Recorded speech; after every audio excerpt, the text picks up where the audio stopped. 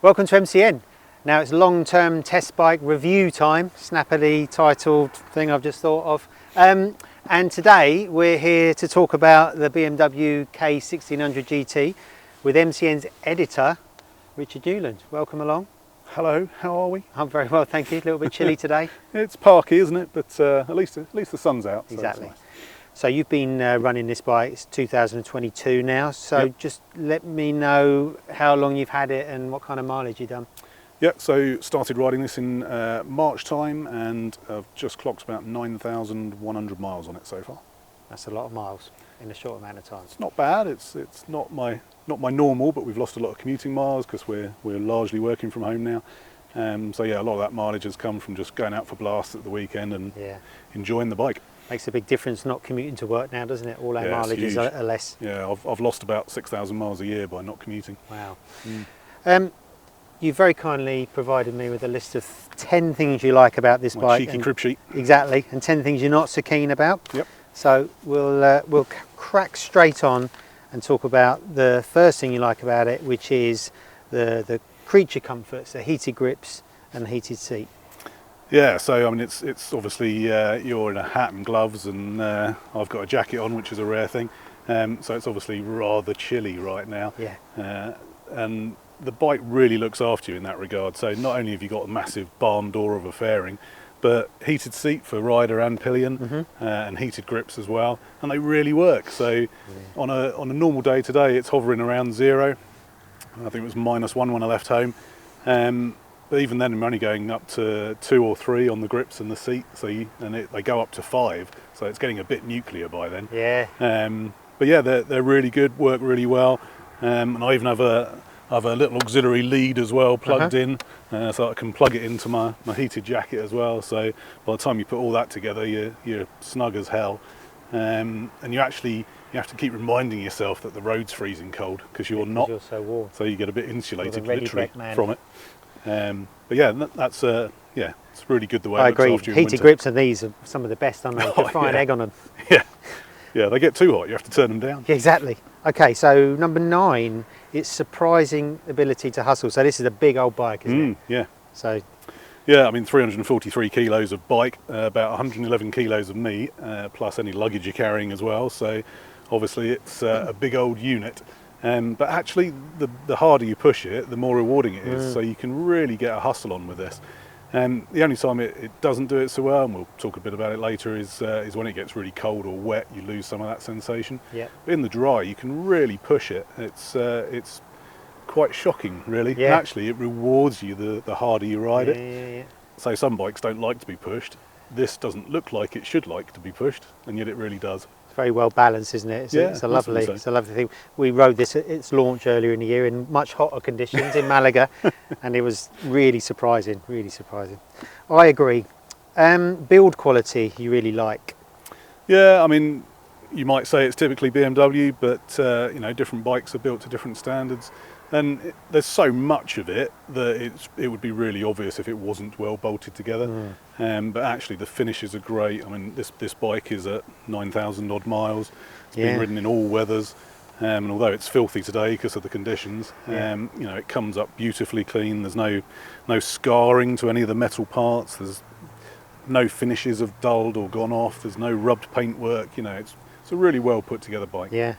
And it should be, shouldn't it? Because it's 23,000, you said 23,385. In the trim you see it here. Yeah. It's a lot of money. Starts at 21. But if you've got the money and you can afford it, you're not going to be disappointed with the way it's screwed together. Absolutely. Central lock-in you like. Yeah. So this is one of those ridiculous first world creature comforts that Yeah. you just think, why the hell would you need central locking? But actually it's great. There's a little button on the switch gear there. Yeah. So when you walk away from the bike, you can just press that button. It locks both panniers, also locks the little side The cubby holes. cubby holes that Yeah. you've got on both sides. And it's great. I mean, it just saves you having to check. You can just press the button and make sure it's locked, and off you go. And you can Yeah. also lock it off the key fob. Off the fob. So if you press the button, it locks the panniers, and then press it again, and it alarms the bike. So yes, a ridiculous indulgence, but actually really practical, really useful. And for anyone who's ever snapped a key off in a pannier, they'll know the full value of such Exactly, well, especially in first-world these solutions. conditions, icy locks, you're not going to get those, are you? No, really good system. The next thing you like, adaptive headlight and its intensity and spread. So what are adaptive headlights? Yeah, so on a lot of bikes now we're getting those additional lights that come on as you corner. I actually not a massive fan of them. I like what they do for you when you're riding, but actually they're quite distracting to other road users. So if you're peeling into a corner, and especially right-handers, and there's a car coming the other way and suddenly they get a Christmas tree of lights coming on, they always react slightly. Whereas this bike doesn't have that, but as you peel into the corner, the whole headlight actually turns with you. So if you're going through a load of S-bends, you actually start feeling a bit drunk because the headlight's doing this and moving with you. But it's really clever. It just turns in, and it also self-levels. Yeah. So if someone gets on the back, it dips to meet that. Yeah, it's a really good system, and it doesn't distract other road users. So you get all the benefit with none of the downsides. And it all works off the bike's IMU, doesn't it? This gyro knows Yep. what it's doing. Yep. Like an old Citroen DS21. You're showing your age. Not one for the younger And mine, viewers so I there. knew what you were talking about. Right, the exhaust sound, music, you've described it as. Yeah, it Lovely is. sounding bike, isn't it? Obviously it's a straight six. You've got two triple exit exhausts, and these are the standard ones. It's not the optional Akropoviches, but yeah, it sounds great. I mean, nothing sounds like a straight six. does No, it? it's amazing. If you've got one, you have to flaunt it. But from the moment you just start the bike up, you get this wonderful little bark on startup that's really evocative.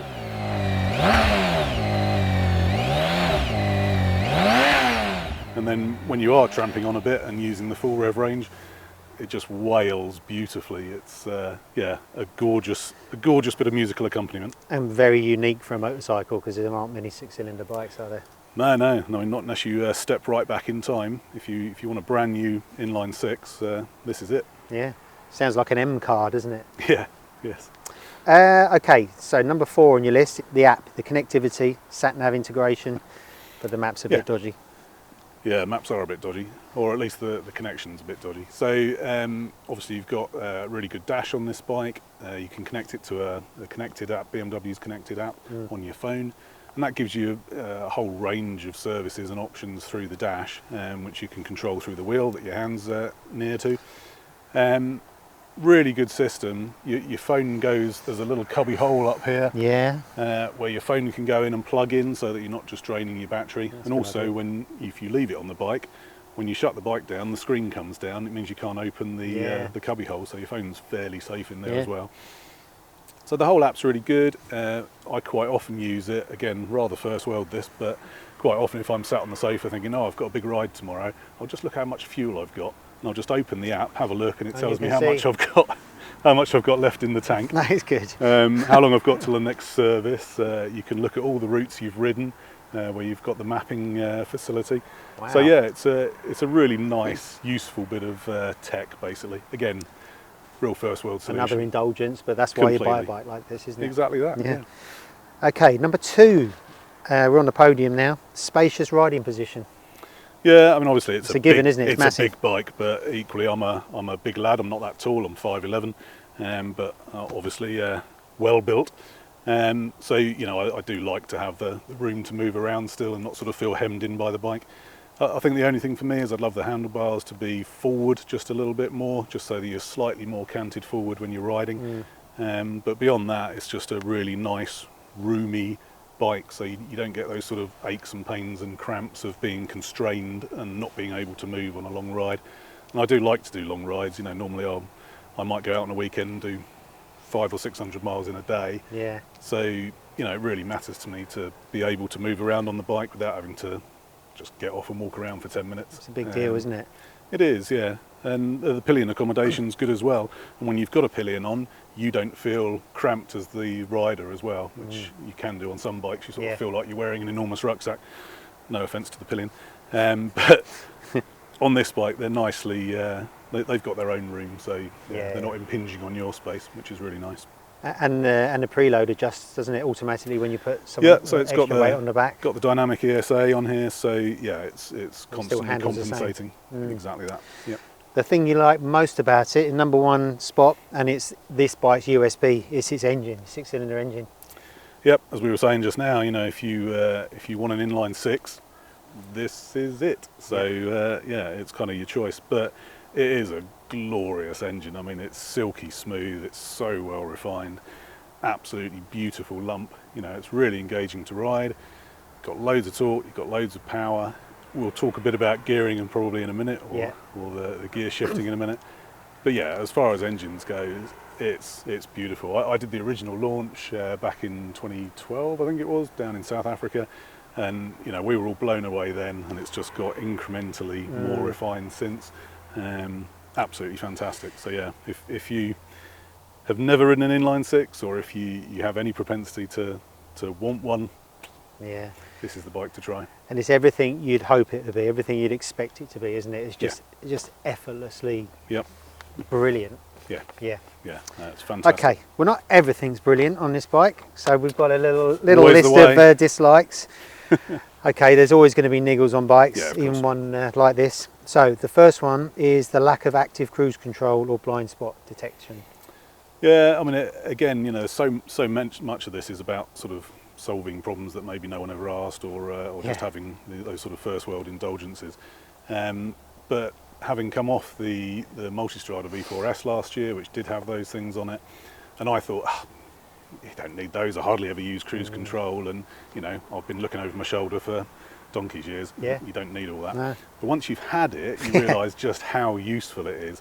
So yeah, using the sort of older style cruise control on here, you know, it works and it's fine, but it's very annoying by comparison to having a properly adaptive system that keeps you at the distance from the vehicle in front.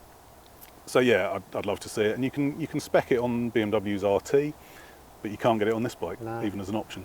Strange, isn't it? Yeah, it is odd, but you know, maybe it's something to do with where they put the radar, isn't it? Yeah, I'm sure that's the problem. Sure, so yeah, it'd be lovely to have that, and lovely to have the blind spot detection as well, because that's more handy than people give it credit for. It really is. Yeah. Okay, so the next thing you're not that keen on is the weight. 343 kilos plus rider plus luggage makes it a big old beast, isn't it? It is massive. Yeah. I mean, I've never had a problem with big bikes, and you know, I don't have a problem moving this bike around, but you really notice the weight. And you know, my driveway at home is gravel, so you know, when I pull onto my drive, I do a U-turn round and then I paddle backwards into the garage. Right. And sometimes with this, I actually have to use the. It's got a reverse, isn't it? The button press for the reverse gear. Yeah. And you know, that feels like defeat in all its forms to me. But you do really need it, and you know, even if you're on only a slight incline, when you're sat on the bike, you can't paddle it backwards, so you do have to go for that reverse. So it's a useful feature, but it's just a shame that you need it.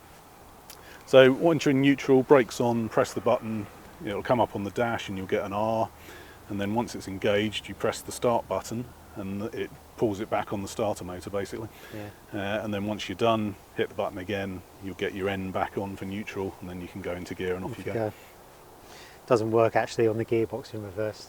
It won't allow you to do 60 mile an hour. No, that would be fun. That would be fun, wouldn't it? Exceptionally dangerous, but fun. Yeah. Okay, well, this is something I found on this bike as well, and I've ridden it. Is the screen noise, the standard screen. Yep. So that screen that you can see there is an aftermarket screen, which is a from BMW. No, it's a Wunderlich screen. Okay. Via Nippy Normans, who do a load of BMW stuff in the UK, proper BMW specialist in the aftermarket. And that screen's fantastic. The standard screen is not dissimilar in sort of height here, or overall scale, but it has a V cut into the top of it, and it doesn't have those side sort of wings that you can see there. And the real beauty of this screen versus the standard one is that it just cuts out all that turbulence. I could never find a position with the standard screen where you were in complete comfort in terms of wind noise. Whereas with this one, I can get it to about just below my eye line, so I'm still looking over the screen rather than through it. But then it's just everything just goes quiet. Yeah. Whereas on the standard screen, it's very noisy at low. At high, it's quieter, but then you get this vortex which sort of pushes you into the bike, which is very weird. But this screen solves all of that, so you know, suddenly all that fatigue from that constant noise and buffeting's gone, and it transforms big days in the saddle. And you've ridden the latest RT as well, haven't you? We Yes. tested Yep. the GTL against the RT, and the RT Yep. screen's much better. Yeah, it is. And Yeah. you've got all those little wings on the RT as well, Yeah. which just filter out. So a lot of the noise actually comes from the mirrors and the turbulence Yeah. between the mirror and the screen. And that's why this screen gets rid of a lot of that, because it's filling in that gap. Yeah. But the RT's got all those extra little winglets which do a really good job of Yeah. protecting you in the riding position. Okay, so the phone cubby hole, cheap and flimsy, hard to access and small. Yep, so it's activated by pressing a big chunky plastic button there on the side of the dash, Yeah. and then this area comes up, and obviously Yeah. the screen goes up with it. Uh-huh. And then you've got a little cubby hole where you can pop your phone in and plug it in as well, providing you've got your own lead. But the button actuation's flimsy, the sort of locks for the actual compartment are a bit flimsy. You have to give it a really good press sometimes. It sort of feels like a plastic toy Bit from the plasticky. 1980s. Yeah. It hasn't got the same refinement that you find everywhere else on the bike, so it sticks out like a sore thumb. And then the cubby hole itself is actually quite small. So, I mean, I've only got an iPhone 7 because I'm old, but you couldn't get a bigger phone in there. Really? It wouldn't go in the hole, and you wouldn't be able to shut the door on top of it. So yeah, for people who've got these massive tablets now instead of Yeah. a phone, you've got no chance of getting in there. But it's got the power, so that's good. It's also got a fan in there to keep your phone cool, so it doesn't overheat, wow. which is great. So they're so nearly there with the design, but it just slightly falls short. That's a shame. It probably was designed when the iPhone 7 came out, wasn't it? Needs a time machine in there to upgrade Exactly. it. Okay, dynamic Needs to be a ESA. TARDIS. Exactly. Dynamic ESA doesn't cope well as it does on the RT and GS models. Yeah, so we were talking about the dynamic ESA earlier on the rear. It's good. It's definitely good, but it's just not fantastic. And I think it's just the weight of the bike. Probably about 100 kilos more than a Yeah, GS, isn't it? Something like that. well, it's 64 kilos more than an RT, I think, off the top of my head. Yeah. So yeah, it's a big difference. I mean, that's a whole Danny Pedrosa, Yeah. which is a fair chunk of weight. So yeah, I mean, it is good, but it's not as refined or as seamless as it is on the GS and RT, where it feels like it's really managing the bike's mass better. Yeah. And then staying on suspension, this has got a funny front end, doesn't it? It hasn't got normal forks. It So has you're indeed. the duo lever. It's a bit crashy and slappy over poor surfaces. Yeah, I'm quite surprised by that actually. I thought it would feel more refined than it does. But yeah, if you hit sort of aggressive bumps, it really does slap and bang. And because you've got so much weight over the front, the bike's actually front heavy. If you go slightly aggressively over a humpback bridge, the front stays on the ground and the back And the comes back off comes the up. ground, which is a very disconcerting Yeah. sensation.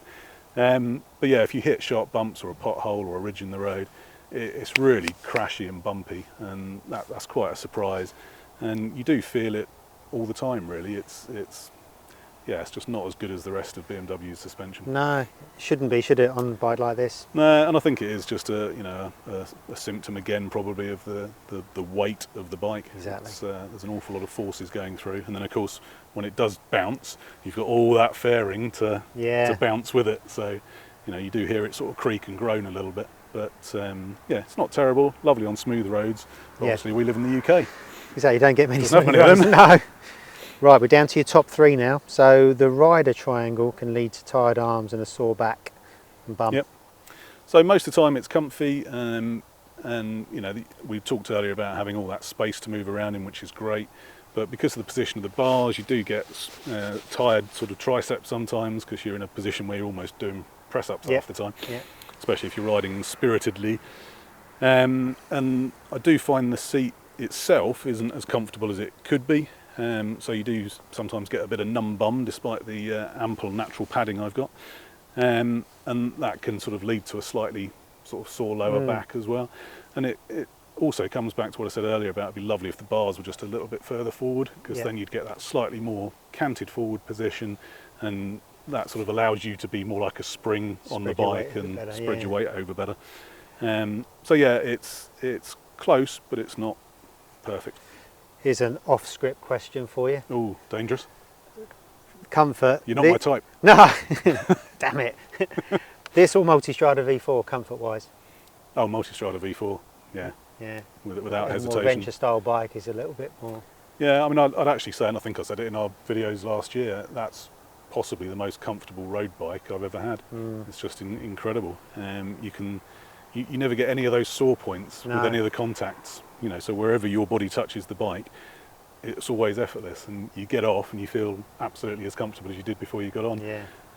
Whereas this, you know, you do notice it after a sort of 500-mile ride. You get off and you're a bit, and then. And these are supposed to be the archetypal tourers, I mean, aren't they? The that's the last great word in irony. touring, but now adventure bikes are kind of overtaking Yeah. them in comfort, haven't they? Well, same thing you found with the Tiger this year, where you've done some massive miles and you just get off and go, yeah, I get it. I understand why people are doing Why this. didn't I do this before? Yeah, completely. Right, okay. Number 2 is the radio isn't great either in FM or DAB, very patchy. Yeah, it is, and I wonder if it's the same problem that comes back to, we were talking earlier about, although the dash is brilliant and the connectivity is great, sometimes you get map dropout as well. So you can be riding along and suddenly you're all over the place on the screen and it can't quite keep up with you, and then it will come back onto your route, and that's fine if you sort of know where you're going or if you're on a long straight road. But obviously if you're doing loads and loads of cross-country turns, then actually you can end up going the wrong way before it's managed to find where you are again, which gets a bit frustrating. And the same thing happens with the radio, so it just drops in and out all the time. So I tend to never use it because it That's a shame. just isn't consistent enough. Yeah. So it becomes annoying, then it's a distraction. So yeah, then you don't use it. Also at speed you can't really hear it. It's not loud enough. You're better off with a Bluetooth. Completely, helmet, aren't you? completely that, yeah. It's which not is a- exactly what I do. It's not cool yet now, is it, just to roll through a town with a stereo blaring? So Not the sort of music I listen to, no. But Sisters of Mercy blaring at full volume. Yeah. I thought you were more Val Doonigan. Only on a Wednesday.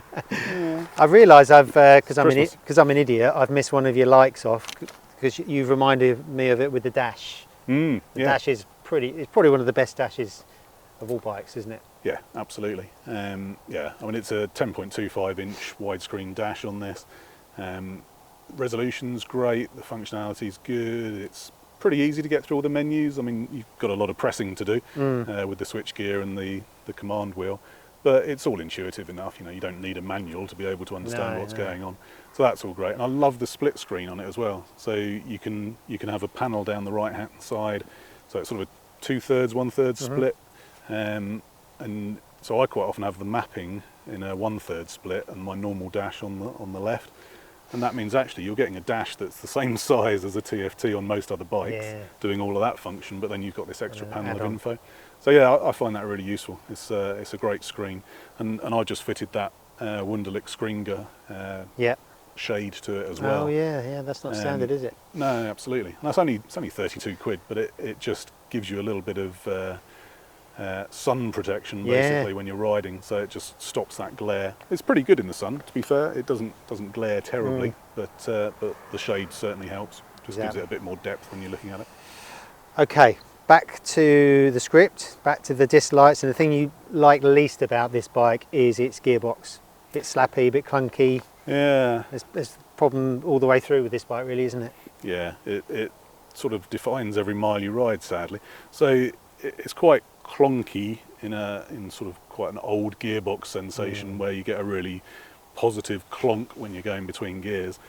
But also, and you know, I spoke to BMW about it, and they were saying that because of the weight of the bike, because of the torque that's available, and because of the power, they've had to make the gears quite big to make sure it can resist all of that, Yeah. those forces basically. But what that means is it introduces quite a lot of slap effectively. It isn't actual slap, but it's a gap in the cogs basically.